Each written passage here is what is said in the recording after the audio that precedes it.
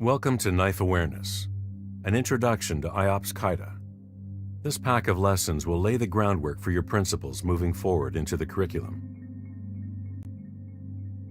Kaedah is an Indonesian term which roughly translates as method or way. It refers to the rules or philosophy that governs a martial arts system's motion.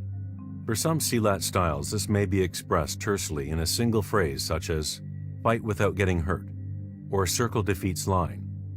Inti Ombak Pencak consists of 4 tenets. Tenet 1.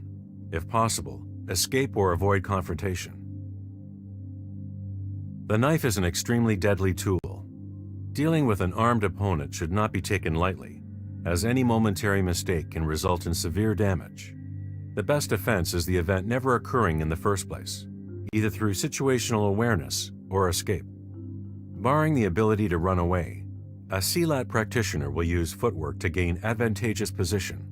In this case, the Silat practitioner moves offline to evade the attack and to minimize the presentation of vulnerable targets. Tenet 2. Do not change your motion to accommodate a knife. 2 key lessons stem from this tenet. Always assume an attacker is armed with a knife, and react the same way, armed or unarmed. Note throughout the curriculum in empty-handed applications, both the defender's and opponent's hands are passed a safe distance from major vital areas. Tenet 3. Mitigate damage to vital regions such as the head, groin, and major veins and arteries.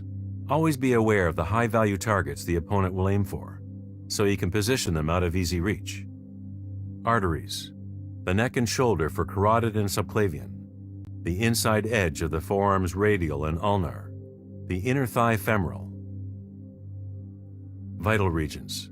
The face, base of neck, throat, chest, and abdomen have numerous targets, making the passing of a blade past your center line a critical moment. The opponent will quickly slip his knife hand out from any grab or check going for these major regions. Here the opponent would drop their weight and aim for the inner thigh, slice high for under the left arm, or stab at the midsection. Understanding this thinking can help identify vulnerable positions and counters to lessen the threat. Tenet 4. Given the option, choose to immobilize over killing. Respond only as the situation demands. In every situation, there is a path back to rule number 1. Tenet 1. If possible, escape or avoid confrontation. In learning Inti Ombak Pencak, one must be aware of the tools used by both the attacker and defender. Here we illustrate 3 such tools: pancar, tap and release, and disarms. Pancar is a baiting position that invites attacks to specific regions, allowing the practitioner to better anticipate and prepare a defensive reaction. Here, the upright stance and lowered hands serve as a pancar that encourage a strike high and to the left. When the attacker takes the bait, the Silat practitioner is in better position to step left and offline. Tap and release is a way to create space to free a limb that is encumbered by a grab, check, or lock. A simple example of this would be slapping the crook of your right elbow with your left hand to escape a wrist grab. Expert knife fighters use tap and release to free the blade hand to deliver follow-up attacks. The slapping motion seen when watching Silat players perform jurus, or kambanyang, free-flow shadowboxing, often represents tap and release. Here, the Silat player is checking the attacker's arm. A common response would be to slap his right bicep to free his right knife-wielding hand for a cutting retraction. Aware of this possibility, the Silat player uses his left arm to preemptively cover the attacker's arm and to prevent him from tapping and releasing. Disarms are techniques that strip a knife or other weapon from an attacker. A majority of disarms utilize leverage against the flat side or the unsharpened edge of a blade. Within Inti Ombak Pencak, disarms are considered a side effect and not a goal. The motion should be performed the same way whether or not the opponent has a knife.